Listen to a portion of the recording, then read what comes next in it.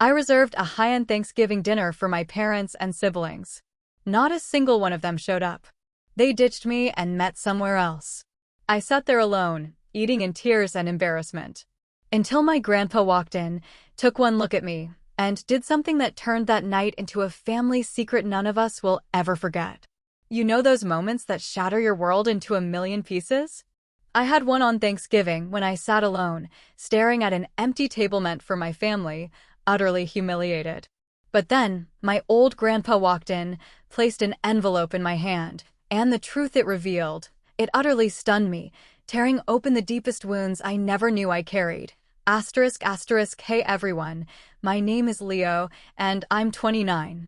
I work as a financial analyst in Omaha, Nebraska, a quiet city, all endless cornfields and crisp autumn winds. It's not like New York or LA. Here, people still say hello on the street. Yet, for me, Omaha never truly felt like home. I grew up here in what I called my foster family, but I always felt like a puzzle piece that just didn't fit. I don't really remember how I was adopted. The stories always came from my foster mother, Brenda, usually when she was mad at me.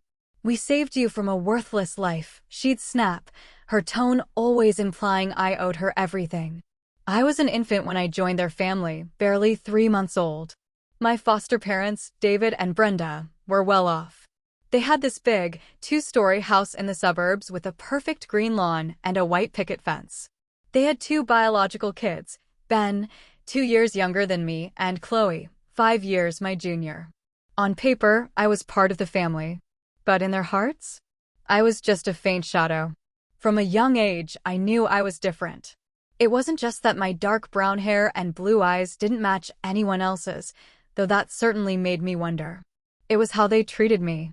At parent-teacher conferences, Brenda would introduce Ben and Chloe as my son and my daughter. When it came to me, she'd just say, "This is Leo." Nothing more, nothing less. The word son seemed too precious for me.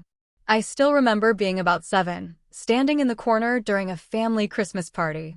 Everyone was gathered, taking photos by the twinkling tree. When I tried to join, Chloe pushed me away. "You don't need to be here," she said, like I was an uninvited guest. Brenda just smiled, patted Chloe's head, and kept snapping pictures. I stood there, watching the lights, feeling like the whole world was celebrating, and I was stuck on the sidelines. All my efforts to be acknowledged were in vain. IA school, always top of my class, bringing home report cards and certificates that covered the fridge. I washed dishes, swept the yard, even learned to fold clothes just how Brenda liked. All I got back were cold nods or a curt, "Thank you." One time, I overheard Brenda talking to David in the kitchen when they thought I was asleep. "He does it because he knows he has to. We gave him a home.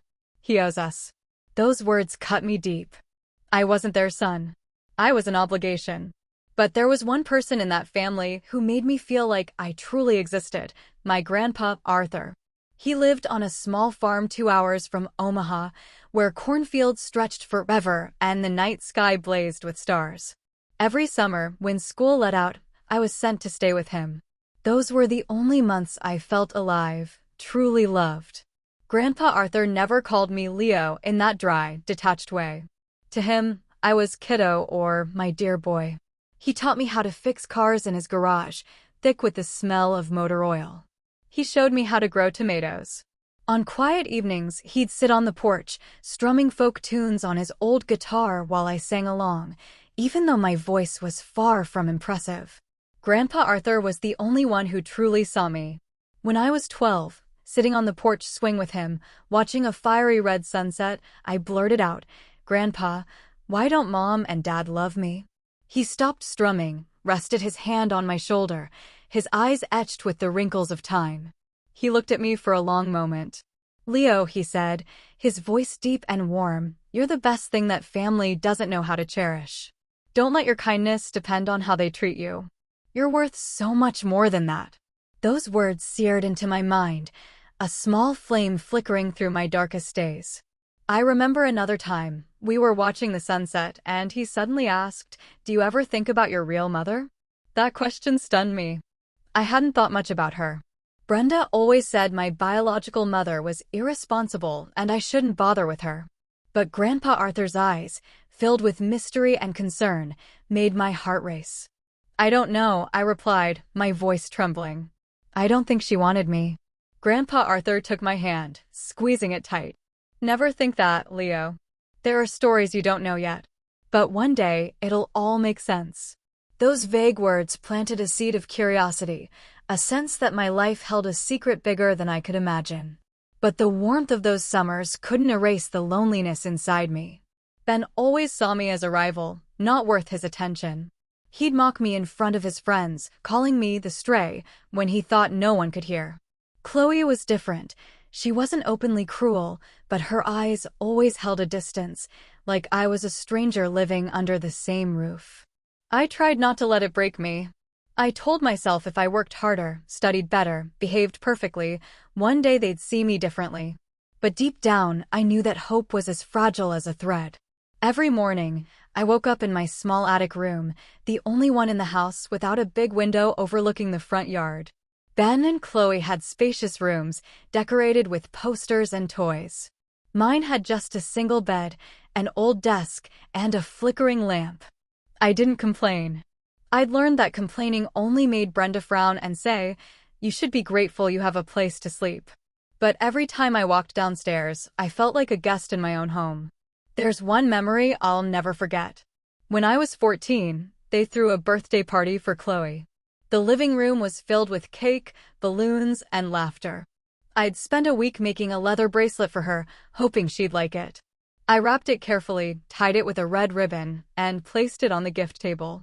When Chloe opened it, she glanced at the bracelet, then set it aside to open more expensive gifts. A new iPod from our parents, a pair of shoes from Ben. Brenda didn't even notice my gift. I stood in the corner, feeling like my heart was being crushed. After the party, I found the bracelet in the trash, mixed with crumpled wrapping paper. I picked it up, cleaned it off, and tucked it away in my personal box. That was the last time I tried giving a gift to anyone in that family. Another painful memory came when I was 16. I decided to do something to make my foster father, David, proud. He was a stern man, always busy with his real estate business. He rarely spoke to me, but I'd heard him brag about fixing the family's old truck. I thought if I could do something similar, he'd see me differently. I snuck into the garage with the tools Grandpa Arthur had left me. Ben's old bike, with a flat front tire, sat in the corner. I spent hours oiling it, tightening bolts, trying to make it rideable again. When David came home, I excitedly pulled him to the garage. He just glanced at it and said, "Don't touch Ben's stuff. It's not yours." I stood there, frozen.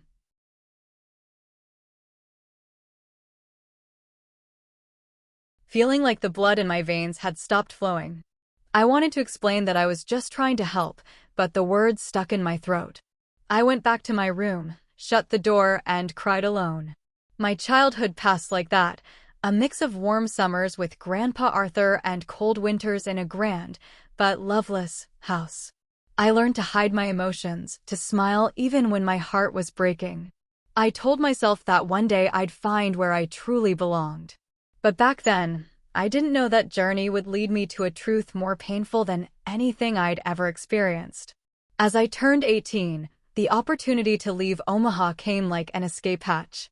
I received a full scholarship to the University of Nebraska-Lincoln, just over an hour's drive from home. It wasn't a huge distance, but to me, it felt like a doorway to a new world. The day I packed my bags, Brenda stood at my bedroom door, arms crossed, her eyes as cold as ever.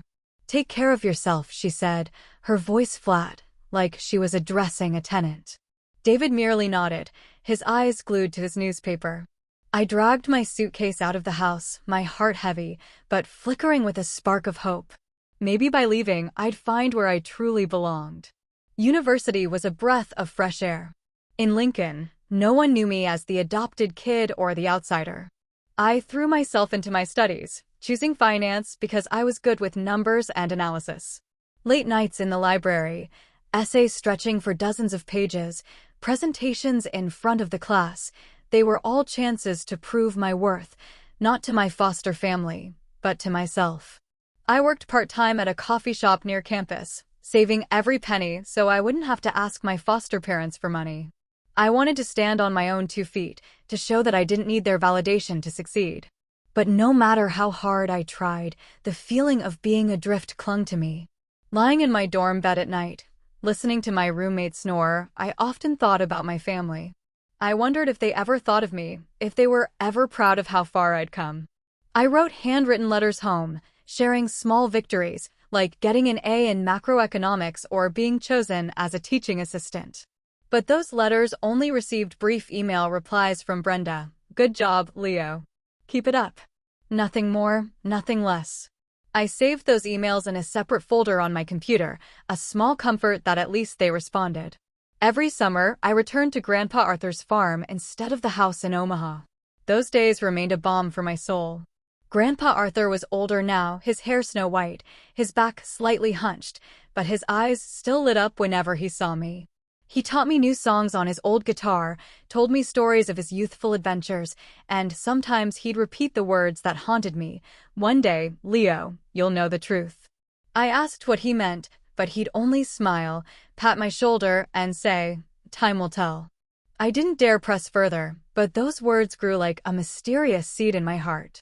In my final year of college, I graduated with honors, top of my finance class. At the commencement ceremony, I stood on stage, accepting my diploma with a radiant smile. But inside, I felt hollow. I had sent invitations to my foster parents, even called them directly. "We're very busy, Leo," Brenda said over the phone, her voice flat. "But congratulations." I looked out at the audience, where other families were clapping, hugging, and taking photos. Only Grandpa Arthur was there, seated in the back row, wearing an old but neatly pressed suit. When I stepped off the stage, he hugged me so tightly I could feel the warmth of his chest. "I'm proud of you, kiddo," he whispered. I smiled, but tears silently fell. It was the first time I'd cried in front of him. After graduation, I received a job offer from a financial firm in Omaha. I decided to return, not for my foster family, but to be near Grandpa Arthur. The years working in Omaha after graduation were a time of building a new version of myself. I worked tirelessly, staying late at the office, poring over financial reports, as if they held the key to a new life. My colleagues started calling me Iron Leo because I rarely rested or complained. But they didn't know that every night, when I returned to my small apartment, I sat in the dark, listening to the folk songs Grandpa Arthur used to play, wondering if I was living the right way. As my career stabilized, my income grew. I began sending money to my foster parents each month. Not because they asked, but because I thought it was a way to repay them. But whenever I called to check in, Brenda would only say things like, "Thank you, but you don't have to do that." Ben and Chloe, now adults, still leaned on David and Brenda. Ben had dropped out of college and spent his days hanging out with friends, while Chloe was obsessed with shopping and posting on social media. I didn't resent them. I just hoped that one day they'd see me as part of the family. 6 years later, I was promoted to lead analyst at the company. It was a major milestone, not just for the pay raise, but because I felt closer to my dream, building a life I could be proud of. Yet, no matter how successful I became, I couldn't fill the void in my heart. I longed for a family, not the grand house in Omaha's suburbs, but a place where I truly belonged. Then an idea struck me. A Thanksgiving dinner. Thanksgiving is a time for people to gather, to give thanks for the good things in life. I thought if I hosted a perfect dinner and invited the whole family, maybe they'd see me as more than just the adopted kid. Maybe this time, they'd look at me with warmer eyes. I spent weeks preparing. I chose an upscale restaurant in downtown Omaha, with tables draped in white silk and flickering candlelight. I reserved a table for 6, my foster parents, Ben, Chloe, Grandpa Arthur, and me. I handwritten invitations on thick paper with gold ink, pouring my heart into each one. "Dear Mom, I hope you'll come to share the joy of this holiday with me," I wrote in the card to Brenda. I sent personal texts to Ben and Chloe, asking them to make time for dinner. I even called David, saying how much I looked forward to seeing everyone. "I'll check my schedule," he said, his voice flat. I didn't let it discourage me. I pre-ordered the food, roast turkey, mashed potatoes, pumpkin pie, all the traditional dishes I knew they liked. Inside, a flame of hope burned brightly.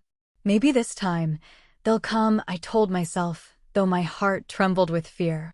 On Thanksgiving Day, I stood in front of the mirror in my small apartment, adjusting my tie and smoothing out the navy suit I'd carefully chosen. I looked into my own eyes in the reflection. Those deep blue eyes, Brenda once said, didn't look like anyone else's in the family. I told myself, today will be different. Today, they'll see me. I arrived at the restaurant early, at 5 p.m., as the sunset bathed Omaha's streets in golden light. The manager, a middle-aged woman with a warm smile, led me to the table I'd reserved. The setup was perfect: crisp white tablecloth, 6 gleaming silver place settings, and candles casting a soft orange glow. I checked everything, from the folded napkins to the small vase of flowers at the center. "Your family must be a lively bunch," the waitress said, smiling. I nodded, trying to hide the anxiety churning in my stomach. "Yeah, I hope so." I sat down, glancing at my watch. 6 p.m. The appointed time. The restaurant began to fill up, other families arriving, their laughter and chatter like a cheerful melody. I checked my phone. No messages, no calls. They might be on their way, I reassured myself, though my heart started pounding with unease. I texted Chloe, "Are you here yet?" "I'm waiting at the restaurant." No reply. I tried calling Ben, but it rang endlessly before going to voicemail. "Hey, Ben, I'm at the restaurant. Is everyone coming soon?" I said, forcing my voice to stay calm. No one answered. By 6:30, I felt a burning sensation at the back of my neck. The tables around me were full. A family at the next table laughed loudly as their young child spilled sauce on their shirt. An elderly couple held hands, their eyes brimming with love. I stared at my empty table, the 6 chairs sitting silently, as if mocking me. I called Brenda, my hands trembling as I dialed. The phone rang 5 times before she picked up. "Leo," her voice cut through me like ice. "Your father's not feeling well, and we've already eaten here. You'll manage, right?" In the background, I heard Chloe's laughter, the clink of dishes, Ben saying something about a football game. They were at home, gathered together as they always were, as if I'd never existed. "Yeah, I'll manage," I replied, my voice catching, as if someone were squeezing my throat. I hung up, set the phone on the table, and stared at the flickering candles. Their light reflected off the wine glass, but it didn't warm me. I felt like the whole world was laughing and celebrating, while I was left behind once again, in the loneliness I'd spent years trying to escape. I called the waitress over and asked for a small portion of turkey and mashed potatoes. "Just you tonight?" she asked, her voice gentle but tinged with pity. I nodded, forcing a smile. "Yeah, just me." The food was placed before me, the aroma of roasted turkey and herbs making my stomach rumble, but every bite felt like it was stuck in my throat. I looked at the empty chair where Brenda was supposed to sit. The ones for David, Ben, and Chloe. I imagined them laughing at home, eating the dishes I'd chosen, but without me. Tears welled up, but I bit my lip hard, refusing to let them fall. I'd cried enough during my childhood. I told myself I was stronger than this. But the truth was, I wasn't strong. I was just a 29-year-old man, sitting alone in a fancy restaurant, trying to cling to a dream that had shattered long ago. I wondered what I'd done wrong. I'd studied hard, worked tirelessly, sent them money, planned this dinner with all my heart. So why didn't they choose me? I stared at the plate of turkey, now cold, and felt like I was eating my own pain. The waitress passed by, her eyes full of sympathy. "You okay?" she asked. I nodded, but I knew I wasn't. I'd never been okay. I reached for my phone, intending to call Grandpa Arthur. He was the one person I knew would never abandon me. But before I could dial, the restaurant door opened. A gust of cold autumn air rushed in, carrying the scent of fall. I looked up, and my heart seemed to stop. Grandpa Arthur walked in, wearing his old wool coat, his white hair glinting under the lights. He scanned the room, his eyes landing on me, and that familiar smile spread across his face. "Sorry I'm late, kiddo," he said, his voice warm as those summer evenings at the farm. He sat down across from me, placing his frail hands on the table and grasping mine. His hands trembled slightly, but their warmth pulled me back from the edge of an abyss. "Grandpa," I whispered, my voice breaking. "I thought you weren't coming either." He shook his head, his eyes filled with love, but also a trace of indescribable sadness. "I'd never leave you alone, Leo. Never." He squeezed my hand, and then his voice turned serious, as if he were about to say something more important than anything in my life. "Leo," he said, looking straight into my eyes. "Have you ever wondered why I've always loved you more than anyone else?" His question hit me like a bolt of lightning. I stared at him, speechless, feeling like time had stopped. The candles on the table still flickered, but the world around me seemed to shrink, leaving just me and Grandpa Arthur. I knew this question wasn't simple. It carried a secret, a truth he'd kept hidden for years. "Why, Grandpa?" I asked, my voice barely a whisper. He took a deep breath, as if gathering courage. He looked out the window, where the streetlights glowed faintly in the night. "Leo," he began, his voice low and deliberate, "there are things I've wanted to tell you for a long time, but I waited for the right moment. And maybe that moment is now." He paused, his eyes returning to me, filled with determination. "You're not just my grandson. You're part of a story that both you and I have been caught up in." My heart pounded. I felt like I was standing before a door and Grandpa Arthur held the key. "What story, Grandpa?" I asked, my voice barely a whisper. He didn't answer right away. Instead, he pulled an old, yellowed envelope from his coat pocket and placed it on the table, sliding it toward me. "Open it, Leo," he said. "But before you do, promise me one thing. No matter how painful the truth is, you won't let it destroy who you are." I looked at the envelope, my hands shaking as I touched it. I didn't know what was inside, but I felt its weight. Not the weight of paper, but of the years I'd lived, of the questions I'd never dared to face. I looked at Grandpa Arthur, and in his eyes, I saw both love and fear. "Grandpa," I said, my voice breaking. "I'm ready." Grandpa Arthur nodded slowly, his gaze piercing through me as if he were looking back at years long gone that I had never known. The restaurant around us buzzed with laughter and conversation, but for me, the world had narrowed to just me, Grandpa Arthur, and the weathered envelope on the table. I took a deep breath, trying to stay calm, but my heart pounded as if it might burst.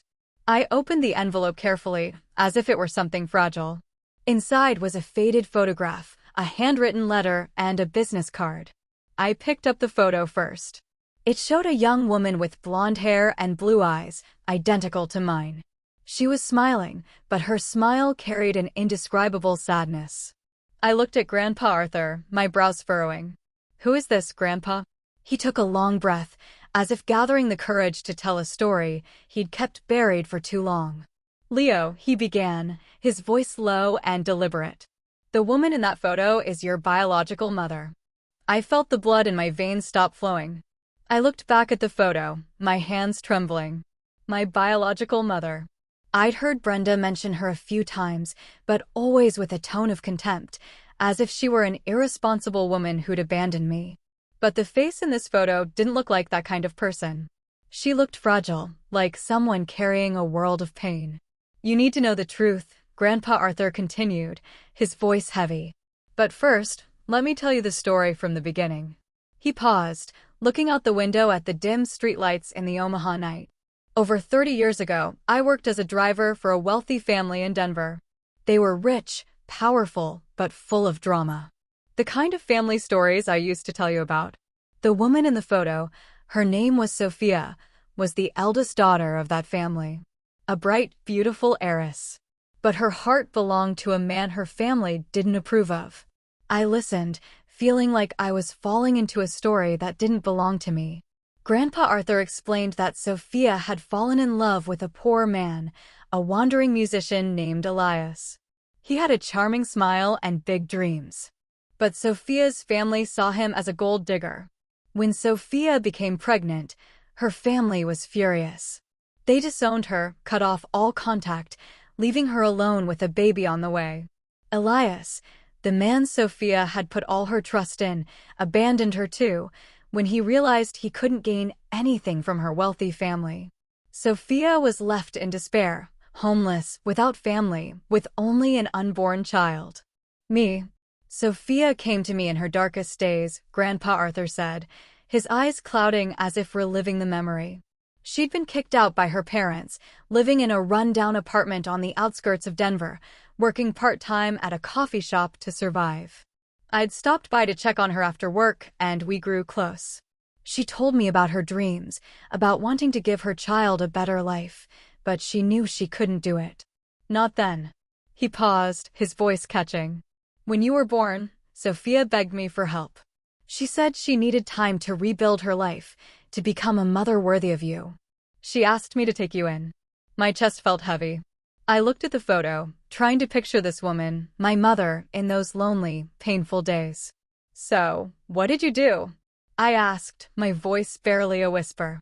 Grandpa Arthur lowered his head, his hands clenching together.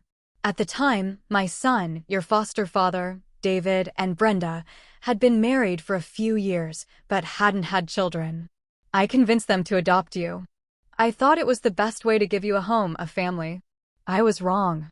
He paused, his eyes filled with regret. I didn't expect them to treat you the way they did. I thought they'd love you like their own, but every time I saw them push you away, it broke my heart. I looked back at the photo. I didn't know what to feel. Anger, pity, or just emptiness. What about my real mother? I asked, my voice faltering. Where did she go? Grandpa Arthur picked up the business card from the table and handed it to me. Sophia is a successful woman now, he said. After leaving you, she left Denver, started over. She went to college, built a career, and now she's an entrepreneur in Seattle. She's been looking for you for over 10 years. Recently, she found me. She wants to meet you, Leo, but she's afraid of disrupting your life.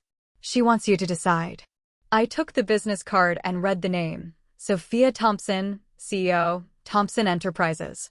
An address in Seattle, a phone number. I turned the card over, feeling like I was holding a piece of myself.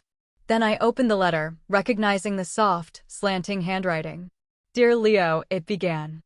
I don't know if you'll ever want to hear from me, but I've never stopped thinking about you. I stopped, feeling like my breath was caught in my chest.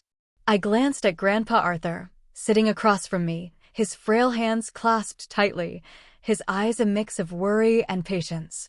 I knew he was waiting, watching to see how I'd react to the truth just revealed. I took a deep breath and continued reading. I'm writing this letter hoping that one day you'll read it, though I'm not sure if you'll want to hear from me. I made the biggest mistake of my life leaving you. But please believe it wasn't because I didn't love you. You were my light. The only thing that a girl disowned by my family, abandoned by the man I loved, I had nothing but my love for you. But I knew I couldn't give you the life you deserved. Arthur, your grandfather, was the only one who didn't turn his back on me. He promised to take care of you, and I trusted him. I left not because I wanted to forget you, but because I wanted to become a mother you could be proud of. I went to college, worked day and night, and now I've built a stable life. But not a single day has passed without me thinking of you, wondering how you're living, if you're happy. I've been searching for you for over 10 years. But every time I think about meeting you, I'm afraid. Afraid you'll resent me. Afraid I'll disrupt your life. If you're reading this letter, I only ask for a chance to explain, to say the apology I've held in my heart for 29 years. I don't expect you to forgive me right away, but I hope one day you'll understand. I love you, Leo. I always have. Your mother, Sophia Thompson. I folded the letter, tears silently streaming down my cheeks. I didn't know why I was crying, for Sophia's pain, for the years I grew up in the cold indifference of my foster family, or for the feeling of having found a piece of myself, yet fearing it might break me. I looked at the photo in my hand, Sophia's face, her blue eyes so much like mine. I tried to imagine her in those days, a young woman alone, holding me on her last night before entrusting me to Grandpa Arthur. I didn't know what to feel, anger, pity, or just an indescribable void. Grandpa, I said, my voice choked. What do I do now? I placed the letter on the table, looking at him, searching for an answer, a direction. Should I meet her or forget this and keep living as if I never knew? Grandpa Arthur took my hand, his trembling but warm. Leo, he said, his voice low and gentle. I can't decide for you. This truth belongs to you, and only you know what your heart is telling you. I just want you to remember one thing. No matter how difficult the path you choose, you're never alone. I'll always be here. And Sophia, she's waiting for you too. I looked into his eyes, seeing the sincerity and love he'd given me all these years. He wasn't just my grandfather. He was the one who kept his promise to Sophia, who sheltered me when the world turned its back. I took a deep breath, feeling a decision forming in my heart. I want to meet her, I said, my voice steadier than I expected. I want to go to Seattle. I need to see what she's like now, and I need to hear her story from her own lips. Grandpa Arthur smiled, a smile of both pride and relief. Then do what feels right, kiddo. But before you go, is there anything else you want to do? Anything you need to settle before stepping into this new chapter? I thought for a moment. Then an idea sparked. I want to stop by my foster parents' house, I said, my voice low but resolute. I want to tell them about this. Not to argue or blame, but to let them know I've found a part of myself. I want them to understand that I'm no longer the adopted kid they can ignore. Grandpa Arthur nodded, a glint of resolve in his eyes. All right, Leo. I'll go with you. Whatever happens, I'll be there. We left the restaurant, my mind still reeling from Sophia's letter. The Omaha night was cold, the wind sending a shiver through me. But Grandpa Arthur's presence beside me made me feel grounded. We climbed into his old pickup truck, the familiar smell of motor oil and wood reminding me of summers at the farm. You sure about this, Leo? He asked as he started the engine. Facing them won't be easy. I'm sure, I replied, though a part of me was still afraid. I didn't know how my foster parents would react, but I knew I needed to do this. Not to prove anything, but to close one chapter of my life before opening the next. We drove through Omaha's familiar streets, past houses glowing with Thanksgiving lights, families gathered together. When we pulled up to the grand two-story house of my foster parents, my heart pounded. Lights spilled from the living room, and I heard Chloe's laughter, Ben's lively chatter. They were still celebrating, as if my dinner had never existed. I stepped out of the truck, Grandpa Arthur by my side. I knocked on the door, and when Brenda opened it, her eyes flickered with surprise before settling back into their familiar coldness. Leo, she said, her voice flat. What brings you here so late? I need to talk, I said, trying to keep my voice steady. To everyone. She hesitated but opened the door wider. I stepped inside, Grandpa Arthur following, and saw David in his armchair. Ben and Chloe were eating pumpkin pie on the sofa. They looked at me, but no one stood to greet me. What's this about, Leo? David asked, his tone slightly irritated, as if I were an inconvenience. I took a deep breath, feeling Grandpa Arthur's hand rest lightly on my shoulder.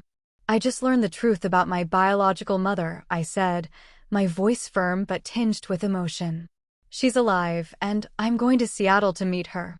I just wanted you all to know, because I've called you family for 29 years. Silence enveloped the room. Chloe stopped chewing, her eyes flickering with unease. Ben smirked as if about to make a snide remark, but Grandpa Arthur's stern look silenced him. Brenda crossed her arms, her gaze icy. Is that so? She said, her voice dripping with sarcasm. You think finding your real mother will change anything? You're still just the adopted kid, Leo. Don't get any illusions. Her words cut like a knife. But this time, I didn't let them bring me down. I'm not delusional, I replied, meeting her eyes. I just want to live true to myself. Thank you for giving me a home, but I don't need anyone in this room to validate me anymore. David stood, about to say something, but Grandpa Arthur raised a hand to stop him. Enough, David, he said, his voice like thunder. You've had 29 years to treat this boy like a son, and you've failed. Now let him walk his own path. I turned and walked out of the house, feeling like I'd shed a heavy burden. Grandpa Arthur followed, and as we got back in the truck, he took my hand. You did good, kiddo, he said, his voice full of pride.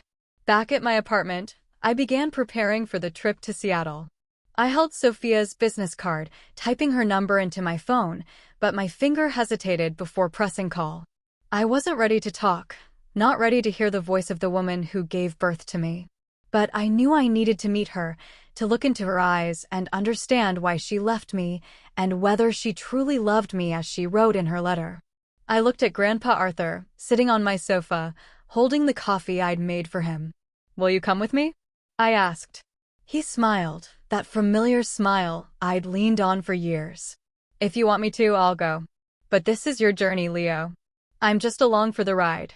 I nodded, a new fire burning in my heart. I would go to Seattle, face Sophia, and find answers to the questions that had haunted me for 29 years. 2 days later, Grandpa Arthur and I were on an early flight to Seattle. He wore his old wool coat, gripping the armrest tightly as the plane took off.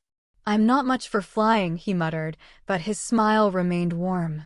I looked out the window at the white clouds drifting below, wondering if Sophia was thinking of me as much as I was thinking of her. I held her business card in my pocket, my fingers tracing the words Thompson Enterprises. I pictured Sophia as a strong, successful woman.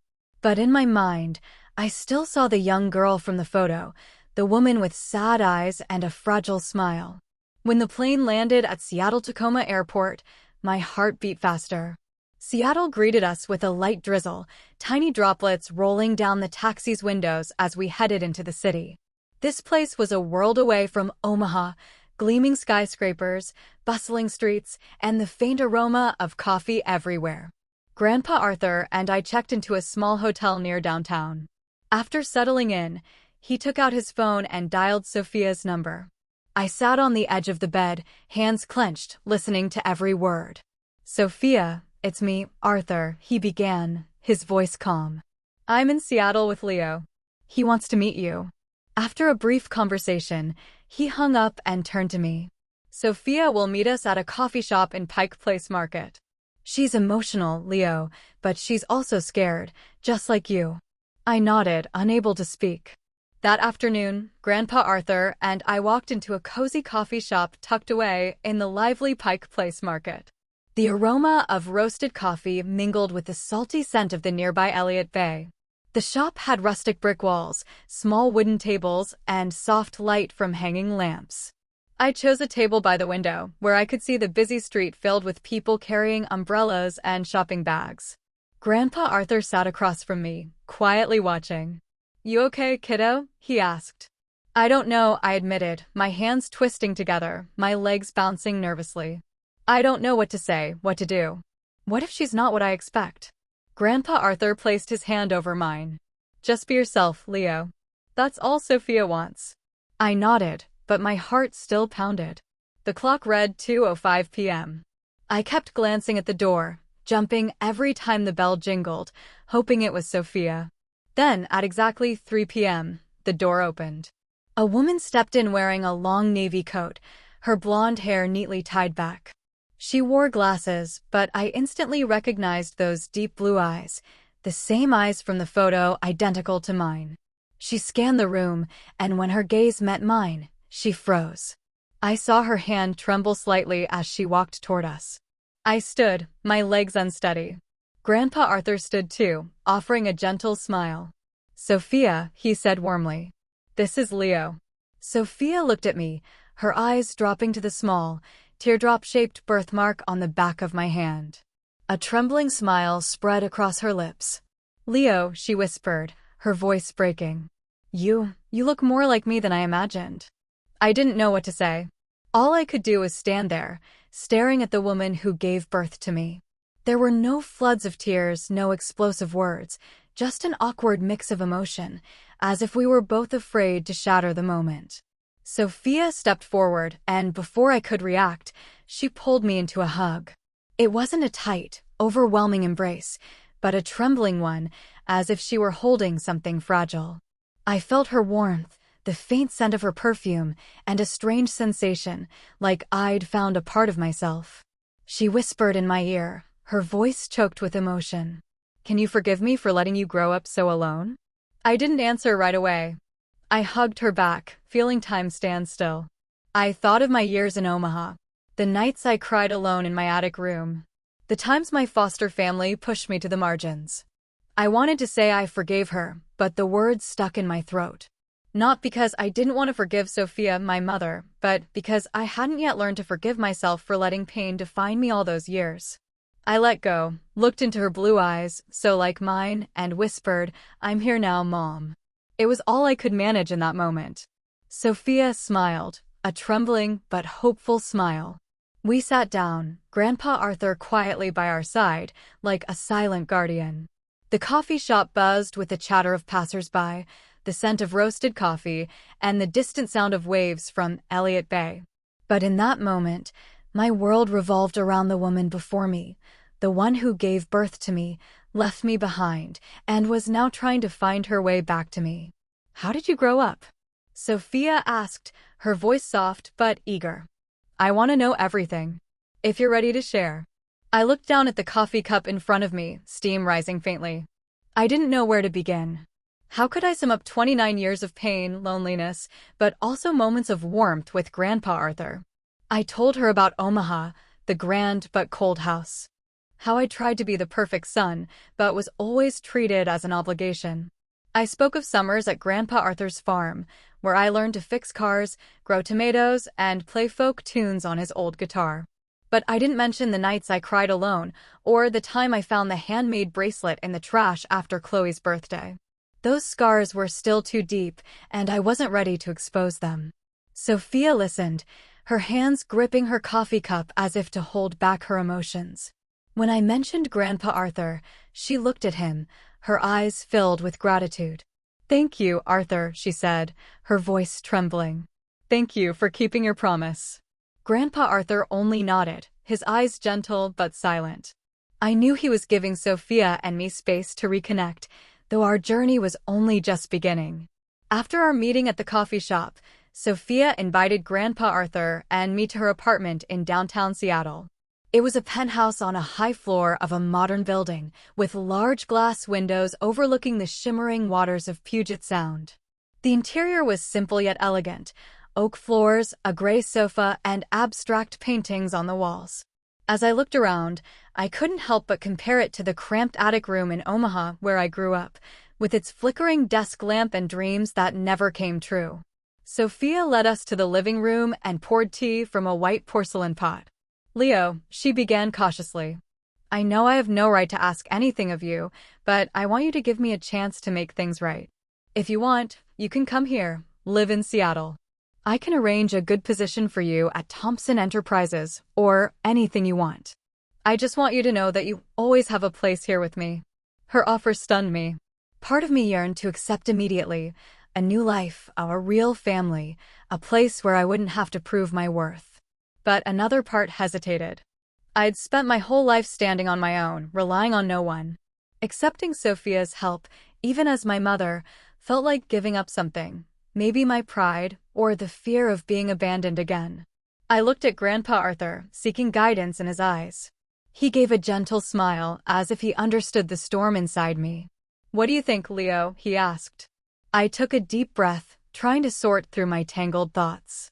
"Thank you, Mom," I said, looking at Sophia. "But I don't want to start with the position you've set up for me. If I work at Thompson Enterprises, I want to start from the bottom, like anyone else.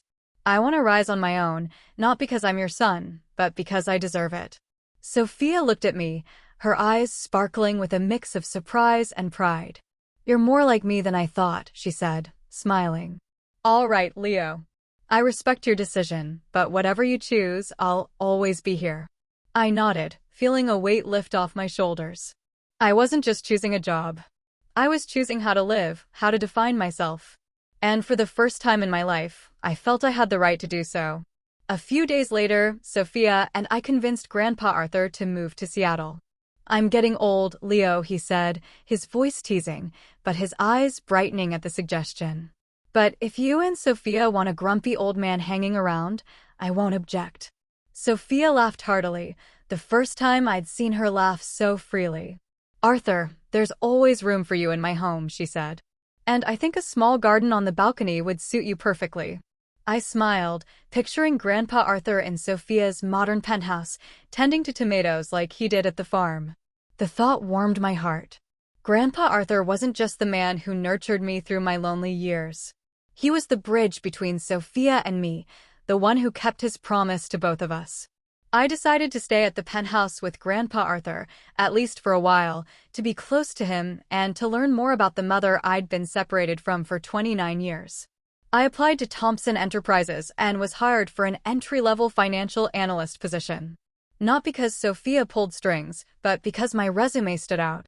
On my first day, standing in front of the company's gleaming glass building, I felt like a schoolboy on his first day of class.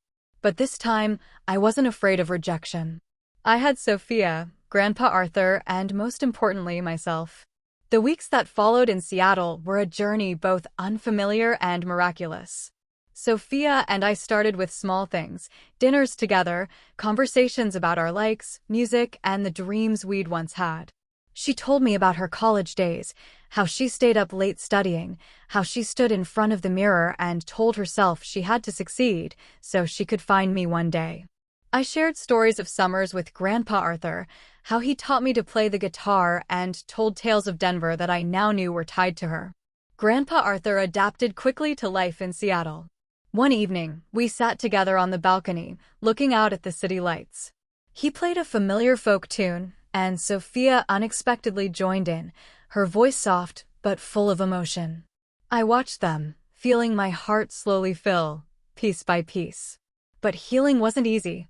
Some nights I lay awake, thinking of my foster family in Omaha.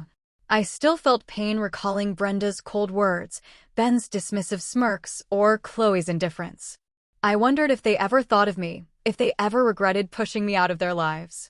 But then I realized I no longer needed their answers. I had found where I belonged, not in a house, but in the hearts of Sophia and Grandpa Arthur, and within myself. Seattle had become a part of me, even in just a few short months. Every morning, I woke up in my small rented apartment near Thompson Enterprises, listening to the waves lapping at Puget Sound and the faint aroma of coffee drifting up from the shop below. I was no longer the boy in the Omaha attic, desperately trying to please a family that didn't need me. I was Leo, 29 years old, a financial analyst, building my life step by step with Sophia and Grandpa Arthur by my side. But the past, no matter how hard I tried, lingered like a shadow, waiting for me to face it one last time. One evening, after finishing a lengthy report at the office, I sat at my small dining table, took out a blank sheet of paper and a pen, and decided to write a letter to my foster family. Not to blame or demand recognition, but to close the most painful chapter of my life. I wanted them to know I'd found happiness, that I was no longer the abandoned adopted child they were used to. Dear Mom, Dad, Ben, and Chloe, I hope you're all doing well. It's been a few months since we last saw each other, and I think it's time I shared a few things. I found my biological mother, and I'm now living in Seattle, starting a new life. I'm not writing this to blame or resent anyone. I just want to thank you for the years you gave me a roof over my head, even if it never truly felt like home. I've learned that family isn't just the people you live with. It's the ones who choose to love and cherish you. I've found that here, with my mother and Grandpa Arthur. I don't expect you to change or feel regret. I only hope you live well, as I'm trying to do. Wishing you all the best, Leo. I folded the letter, slipped it into an envelope, and mailed it the next morning. As the envelope left my hands at the post office, I felt a weight lift. I didn't need them to respond or apologize. That letter was my way of saying goodbye to the past, to the years I spent trying to belong somewhere that wasn't meant for me. For months later, I received a text from Chloe. It came unexpectedly while I was having lunch with a colleague at Thompson Enterprises. The message was brief, but Chloe's tone was different from her usual indifference. Leo, Mom and Dad are struggling. Ben blew all their savings on gambling. Can you help? I stared at the text, feeling a cold gust from Omaha sweep through me. I wasn't surprised to hear Ben was still living recklessly. He'd always spent money like water, leaning on my foster parents without considering the consequences. Chloe wasn't much different, with her designer bags and lavish trips funded by them. But this time, I didn't feel obligated to help. I'd sent them money for years, only to receive coldness in return. Now I had a new life, a new family, and I didn't want to be pulled back into that old darkness. I showed the text to Grandpa Arthur. He was on the balcony, watering the tomato plants he'd grown. He read it, shook his head, his eyes stern. "Leo," he said, his voice low but firm. "You've done more than enough for them. They had their chance to treat you right, and they didn't. Don't let them drag you back. You deserve to live your own life." I nodded, feeling the certainty in his words. A few weeks later, Grandpa Arthur told me he'd called my foster father, David, and made it clear I was no longer responsible for them. "I told them they have to face the consequences of what they've sown," he said, his eyes glinting with resolve. "They can't use you anymore." I didn't ask for details, but I knew Grandpa Arthur had done what was necessary. My foster family, with their extravagant lifestyle and Ben and Chloe's irresponsibility, was facing financial ruin. But this time, I didn't feel guilty. I'd given them enough time, enough chances. It was time to focus on my own life. That fall, I hosted a small party at Sophia's penthouse to celebrate my 30th birthday. Unlike the lonely Thanksgiving dinner in Omaha, this time the table was filled with laughter and warmth. Sophia stood in the kitchen, carefully arranging a pumpkin pie, my favorite from the farm days. Grandpa Arthur sat in an armchair, strumming a folk tune on his old guitar, his eyes sparkling with joy. A few colleagues from Thompson Enterprises joined us, people who'd become friends, who valued me for who I was, not because I was Sophia's son. I stood in the middle of the room, watching everyone talk and laugh, feeling my heart swell. Sophia approached, placing a hand on my shoulder. "Happy birthday, son," she said softly. It was the first time I'd heard "son" from a mother without feeling pain. I smiled, hugged her, and whispered, "Thank you, Mom, for finding me." As the party ended, I stood on the balcony, looking out at Seattle's twinkling lights. Grandpa Arthur joined me, standing by my side. "How do you feel, kiddo?" he asked. "Free," I replied, my voice steady. "For the first time in my life, I know where I belong." Looking back on my journey, I realized that life isn't about seeking validation from others, but finding value in yourself. I once thought my foster family would give me a home. That if I tried hard enough, they'd love me. I was wrong. Love can't be forced. And family isn't just the people you live with. It's the ones who choose to stand by you, no matter who you are. If I could offer advice to anyone feeling lost, searching for where they belong, I'd say, don't be afraid to face your past, no matter how painful. The truth may hurt, but it can also set you free. Trust in your own worth and seek out those who value you for who you are, not what you do for them. Most importantly, forgive not just others, but yourself for being strong enough to weather the storms. My life is still unfolding, and I don't know what the future holds. Maybe I'll keep working at Thompson Enterprises, become a leader like Sophia, or discover new dreams. Maybe one day I'll fully forgive Sophia, my foster family, and the lonely years I endured. But for now, I know I'm no longer the abandoned child. I'm Leo, and I found myself. This message isn't just for those who've been rejected, but for anyone searching for meaning in life. I've learned you don't need to be perfect to be loved. And you don't need to hold on to pain forever. Let go, move forward, and believe you're worthy of a place to call home.